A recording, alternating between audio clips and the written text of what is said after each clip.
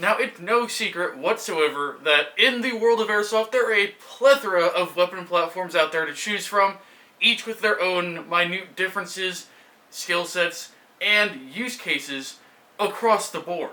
And some of them have even claimed to be the best Airsoft weapon system ever made. Now, the real question is not whether or not these weapons are the best weapons ever made, but rather, which weapon system is the best for you? And today, I'm going to do my best to give you guys the best look and hopefully help your decision of what weapon platform to go with next a little bit easier. What's up, guys? Welcome back to the Wolf's Den, or if you're brand new here, welcome to the community. It is great to have you. And speaking of the community, I just want to take a minute.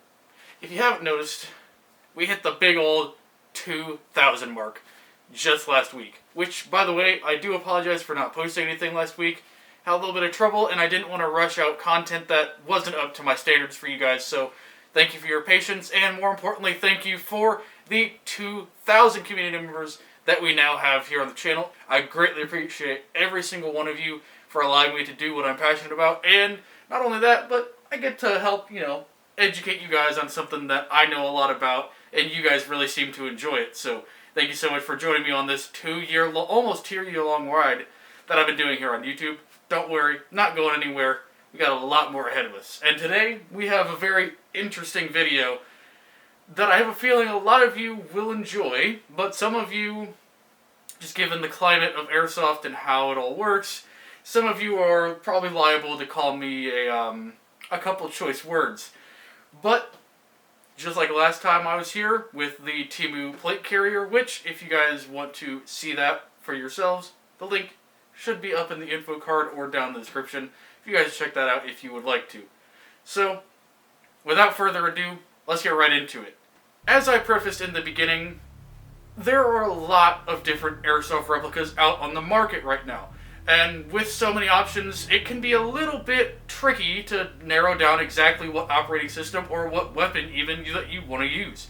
So, I'm going to help walk you guys through that, and hopefully by the end of today's video, you guys will have another basis to help pick out either your first Airsoft gun if you're just getting into the sport, or if you're someone like me, what operating system or weapon platform you want to pick up next. So, without further ado, let's get right into it. First and foremost, let's talk about operating system versus weapon platform. This two phrases I'm going to be using a lot, and it's important to know the difference. When I'm talking about operating system, much like in the real steel world, I'm talking about the system by which the mechanisms inside the replica are actually firing, making contact, producing pressure, and pushing out a BB. In this case today, we're going to be talking about two of them specifically, the first of which being spring-powered operating systems, and the second being the ever-popular AEG operating system. The reason I'm not going to be covering any others, such as GBBR or HPA, is simply because those are more advanced operating systems that, in all honesty, should have their own video. And this is more of a generalized video, if you will, on the pros and cons of different weapon categories. And HPA and GBBR are just such monsters on their own that if you guys want me to make a video on them, I will make a completely separate video describing those two systems and the pros and cons of each. So, with that out of the way, we're going to jump right into our first weapon category in the spring section, which is, of course, one of the most underrated systems, in my personal opinion, the shotgun. Let's talk pros and cons of a spring shotgun. Now, the reason I'm talking about a spring shotgun versus a gas system, again, for simplicity's sake. Want me to cover gas shotguns in the future? That's just fine, but know that gas shotguns in general will function on pros and cons wise about the same as a spring shotgun. So, let's talk pros first, and the basis that I'm going to be factoring all of these weapon systems off of is usability, upgradability, and overall performance. So those are the three factors I'm going to be focusing on for every system that we cover here today. And as you can see, we've got a couple of them to go through. So let's talk usability for a spring shotgun. Well, quite frankly, they're usable. They are very, very fun, very, very easy to use, and very simple to use. You just pump and you go. They use these shells, most of them do anyway, and I mean, they're just a lot of fun, quite frankly. Usability, 10 out of 10. Cannot disagree. It's very lightweight, very easy to use, very ergonomic in most cases, unless you've got like a really weird shotgun of some kind. So, overall, very solid usability.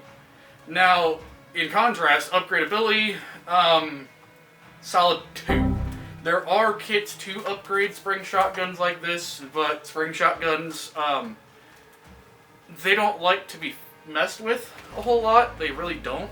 So, once you've kind of got a shotgun like this, it's a gun that you just take and you go. Brother, no. I'm not angry. You gotta go lay down. Come on. One eternity later. So, upgradability, like I said, probably a 2, maybe even a 1. Really not the purpose of this. It's just a gun that you get out, play with, and have fun with, which that's honestly the point of these kinds of shotguns. Not really meant to be a workhorse or a high performer. Which does bring us to performance.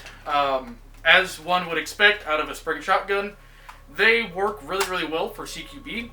Granted, this one's a little long for that kind of work, but it lacks a lot of power, at least out of the box. This one in particular, and most spring shotguns do.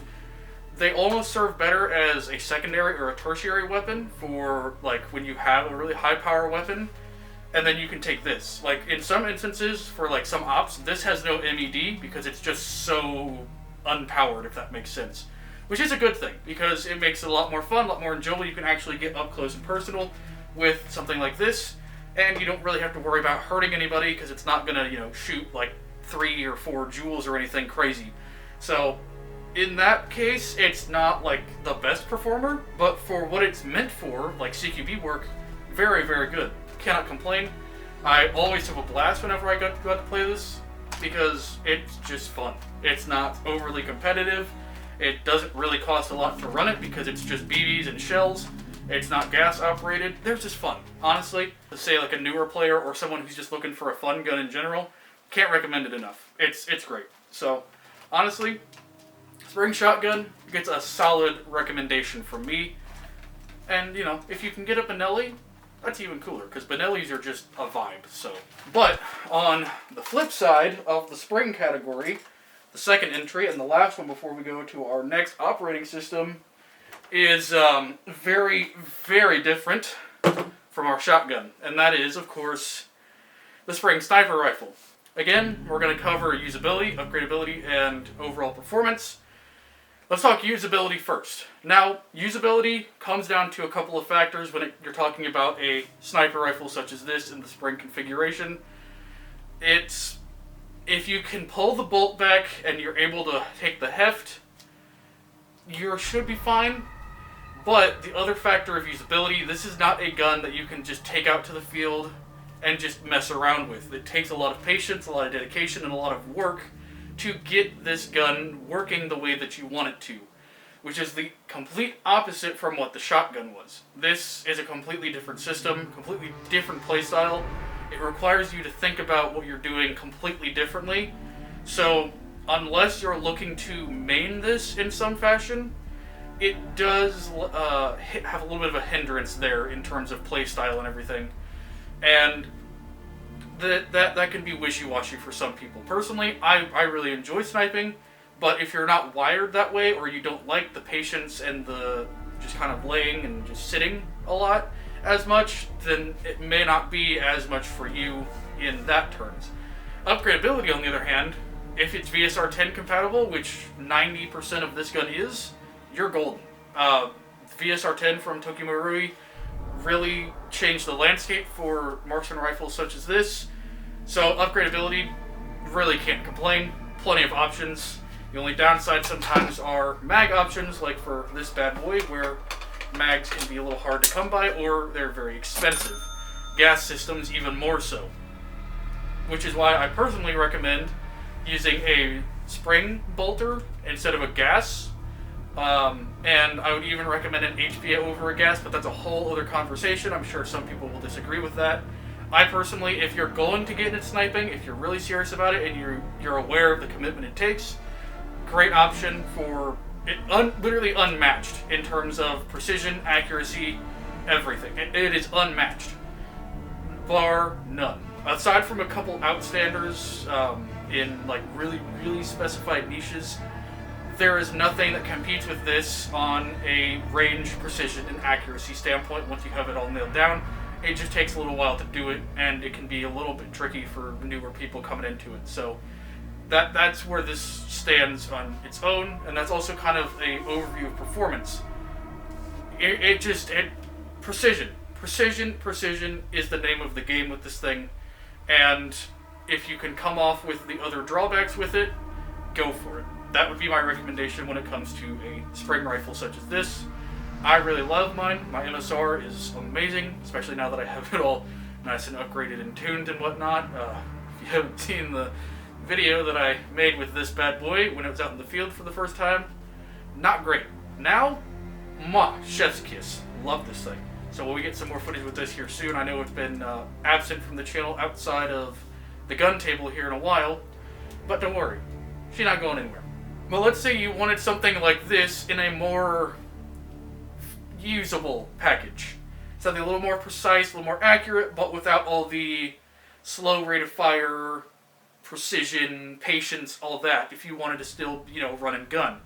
Well, that's where we enter our next operating system specifically, and our next weapon system, which is one of my favorites personally in the world of Airsoft, and arguably one of the best systems in the world of Airsoft. And that is, of course, the Bullpup.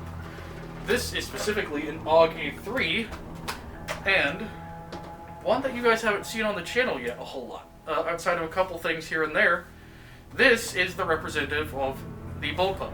But let's talk usability. I won't ramble on into the AUG itself. Let's just talk usability of a Bullpup in general. Firstly, obviously, it takes a little bit of time to get used to that mag well difference. For anyone who doesn't know, a Bullpup is where the mag sits behind the pistol grip, and so the reload is a little bit different. You're not pulling from up here, you're pulling from back here, kind of near the armpit. In terms of the AUG, and many others like it, is the mushy trigger.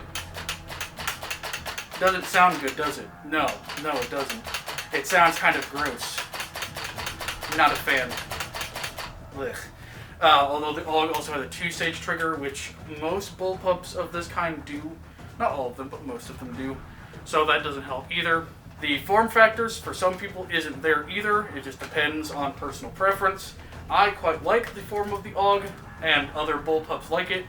I like it a lot.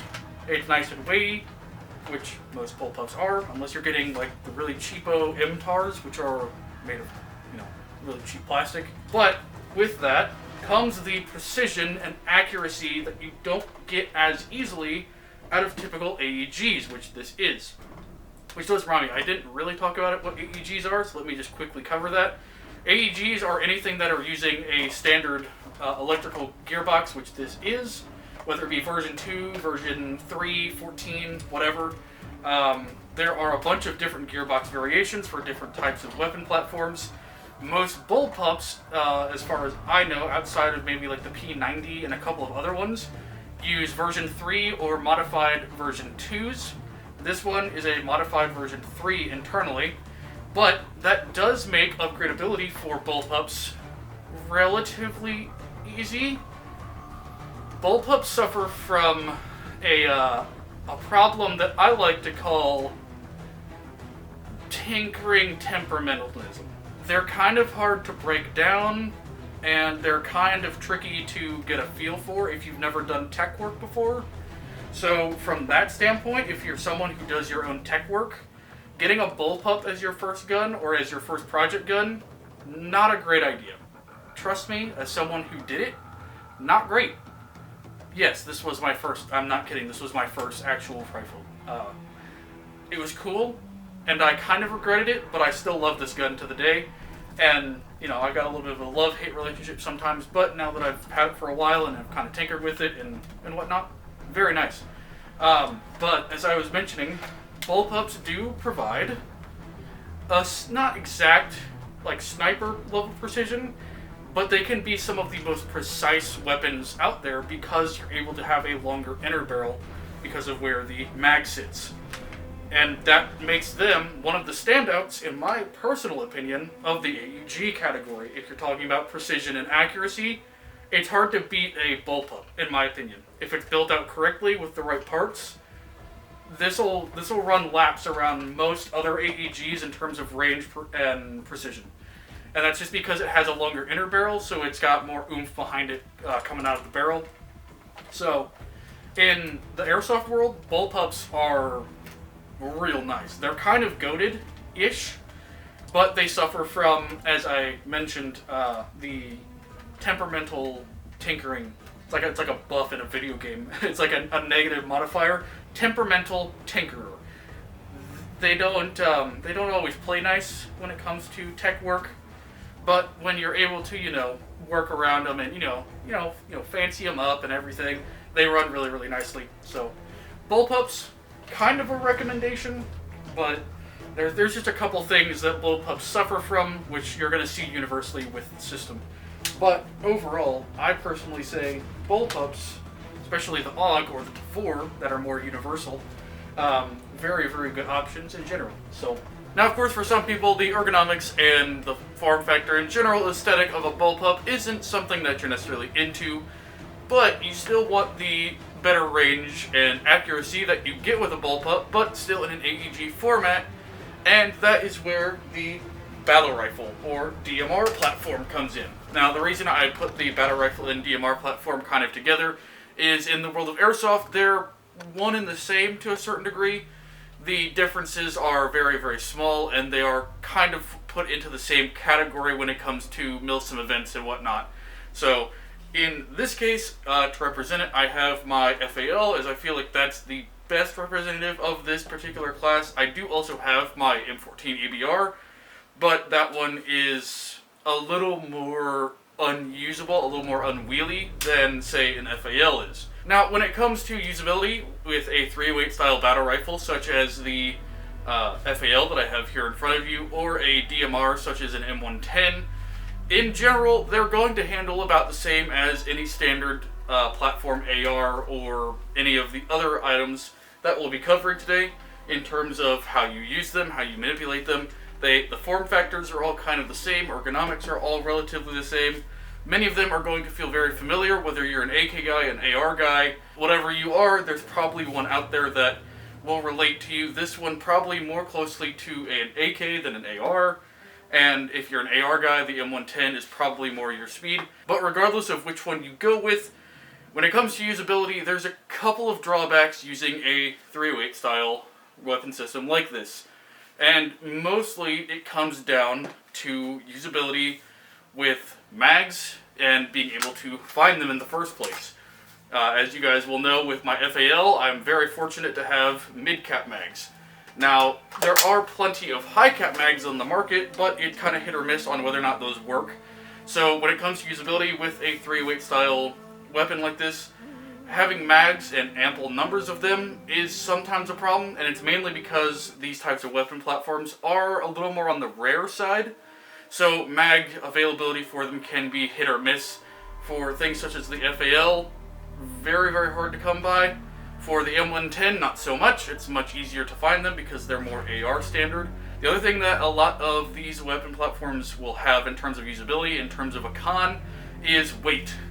Because you have that longer barrel, the front end tends to be a little heavier on most of them. Outside of the really short variants, they're very front heavy. And I mean, in this case, the FAL is relatively balanced, but a lot of the weight comes from the front end because of the longer barrel, longer handguard, and it's not super well balanced. So it's a little harder to use for younger players or players who are not accustomed to the weight, making them a little less usable. The other thing, talking about upgradability, many of them are highly proprietary systems. The Mark 17 is very proprietary, the FAL is very proprietary outside of the shape of the gearbox, which is a version 3. The M110, not as proprietary, but it does use its own sort of systems in general, and same with a lot of other ones such as the M14, the G3. That's just something across the board with 308 style rifles, whether it be a battle rifle or a DMR, just in general. And it's unfortunate, but the market, for whatever reason, they are just very, very niche, very, very proprietary, and in a lot of cases very hard to come by. The one exception to that being the M110 or SR25. Because that's such a popular platform, there's plenty of parts availability for that one, but they are very specific, and if you don't get the right parts for it, they're just not going to work. So any version 2 or version 3 stuff that you could throw into something else probably won't go into an SR25, just because of the proprietary nature of it, and that goes for a lot of them even more so. So that, in terms of upgradability, you lose out a little bit on that because of the very rare and very specified nature of these systems. Which, that little bit of a ding on upgradability does also affect performance. Now, as I mentioned before, you do get better range, accuracy, and precision because of the longer barrel, so you have more time for that BB to reach down the barrel and get better spin, thus better range, accuracy, so on and so forth. But that comes with the caveat of the cost you pay to do it. A lot of these systems, because they are proprietary, the parts for them can be a little pricey at times, or the work that needs to be done on them isn't easy, so labor costs, if you're having someone else do it, labor costs for them can be a little pricey. I know the scars are notorious for being a little bit of a pain in the ass to work on. I've done a couple of them myself, not a fan of how they break down and how you upgrade them. They can be really, really tedious, and as such, they can be not so fun to work on. And that also goes for some of the other systems as well. The M110, not so much. Again, that's a more universal, standardized system, so it's a little easier to work on. But the M14, the FAL, all of them are all kind of tricky to work on. Not as much as the Bullpup systems are, but to the same degree, you get just a little bit better performance out of something like this for a much higher cost than some of the other stuff we'll be talking about here in a little bit. So I don't know that I can necessarily rank a 308 style battle rifle like this super high. Are they really fun to use? Yes. I love my M14, I love my FAL. They're super fun to run with when I do run them, but they come with some really, really big drawbacks, specifically with the proprietary nature of them, the cost you pay to get them up and running, and sometimes even the cost you pay to have them in the first place. I'm fortunate enough that I got these bad boy at a relatively good price, and my M14 at the same. But in the place where this has problems, there's another system that we should talk about that doesn't have those problems, and in general is kind of the antithesis to this system as a whole. And that system, of course, is our, or one of my favorite, rather, I can't say for you guys, one of my favorite systems, the subgun, which, for all the problems that the 308 has, subguns do not have. So, let's talk about that. Now, getting into subguns. Subguns, as I mentioned, one of my favorite personal systems across the board.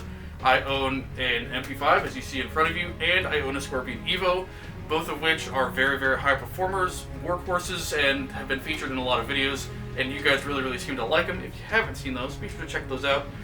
The most recent one was this fella, and honestly, they're just a lot of fun. And getting right into it with usability, that's one of the big things that I like about the subgun category. Very, very usable, very, very fun to use. Much like shotguns, you kind of just can pick these up and go. A lot of them out of the box work really, really well, unless you're like me, who, takes the upgrading process to the extreme and completely builds these things out to be monsters of performance and, high speed, high power, like pushing the system to the limits. These are going to be very, very usable guns at pretty much any field. Usability is honestly some of the best with the subguns, regardless of what you're using, unless you're using some of the more unique ones, such as the P90 or, say, the Vector or the MP7. Those are still usable, but they run into a slight issue when it comes to mag storage. The MP7 and the Vector, not as much, but the P90 definitely, and even the UMP. When you start getting guns that have the thicker mags that are not as nice and form-fitting as these are, for say 9mm or 45 calibers, they tend to have fitment issues with mag pouches, and that's not a huge deal, but I do know that there are some people that I've met that have subguns and they loathe them to a certain degree because of mag storage. And that's just a small little thing, so take that for what you will. The big thing with subguns that I do like is how upgradable they are. As you guys know, this thing here is an absolute unit. It is a small little subgun, but it is very, very accurate, and it can reach a lot further than you think. Because of how much I've been able to upgrade it and tune it and just do, like, basically take it all the way to 11 and just completely deck this thing out. The ability to add attachments on these is also very, very nice, very accessible. Although with the MP5, there's variants out there that allow even more customization than what I have on here, which really it's just the claw mount with the optic on this one. But if you wanted, you could change out the stock, and that goes for a lot of subguns as well. So customization is very, very good until you get to some of the more unique systems where that is a little lacking. But with upgradability, very, very easy to upgrade, tune, make these things performance machines, and kind of do whatever you want with them outside of a few specific cases. With performance, as I mentioned, you can literally build these out to be units. So I don't think I need to say a whole lot more on performance. I think I've kind of covered that to a degree. But as I mentioned, this thing right here, the reason I don't have the Evo is very, very good on its own out of the box, and it's a very expensive one. This one is not, in all fairness. The MP5 platform is one of the best representatives in the SMG category, and just about anyone can go out and use one because they're very, very affordable and very, very good out of the box. I don't think I need to say any more about the MP5 itself, but in terms of shotguns, highly recommend. And I almost, aside from a couple of things with the MP5 specifically, I would almost say that the SMG category is one of the best for newer players or younger players because of how usable, how upgradable they are, and the way they perform. So, I mean, aside from a couple of things, I personally would almost recommend this every time. Not necessarily this gun in particular, but this system, the class of SMGs. Almost. There's one other system, and we'll get to that here in just a minute, that I would recommend a little more for beginners. But this is a close second, honestly. This is if you don't have a subgun, I would recommend it because they're a lot of fun. They typically are low power enough to where you can get the giggle switch and have a lot of fun with them. So, definite recommendation from me on the old subguns. So, but as I mentioned, that does bring us to one of our last systems, the last one I have here, which is the AR platform. And I don't think that this is a surprise to anybody. This is ubiquitously, in my mind, the most usable, the most upgradable, and the most performance-driven system out there, outside of a couple of things. Literally, king of variation is right here in front of you. I have a couple of platforms like this. I obviously have this one here. This is a very basic looking two-tone M4. I of course have, my ACR, which is also an AR, and it is completely different form factor. It's completely different controls aside from, the basic manual of arms. It adds a different aesthetic, and I mean, I even have a new favorite on the channel, which I was kind of expecting. I don't have it here right now, but my black Masada, the black version, the Magpul version of my ACR. I mean, there's a bunch of different options. I have a 416. There's a bunch of things in the AR category that make the AR category so good.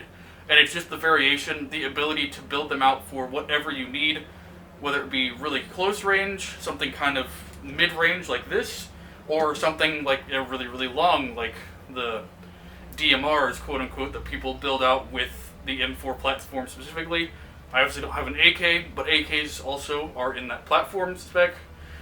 I mean, it just is a really, really solid platform. There's a reason that so many people use them, and why they, continue to innovate and be more and more prevalent in the airsoft space as a whole. And it's just because of the customization you can do with them and all the stuff that's available for them when it comes to upgradability, which there is a lot of upgradability with ARs in general, aside from the specifics of Bullpups. Bullpups I wouldn't necessarily class in the same vein as just typical, like traditional ARs that are not bullpupped. Bullpups I put into their own category for that reason, but upgradability for general traditional ARs that are not bullpupped is great. It's not even rivaled by anything other than maybe the sniper platform, where there's a bunch of different options for that as well. And then, with that comes literally any performance spec that you want, whether you want a low power that can just dump ammo, whether you want a really short or really long, whatever. You can build these out to be whatever performance spec you want, which in my mind makes the AR platform a solid 10 out of 10 across the board, bar none. You can't go wrong with an AR. You can't. Without a doubt, the AR platform is easily one of the best out there, and there's plenty of options within the AR platform to choose from for whatever sort of style you're going for.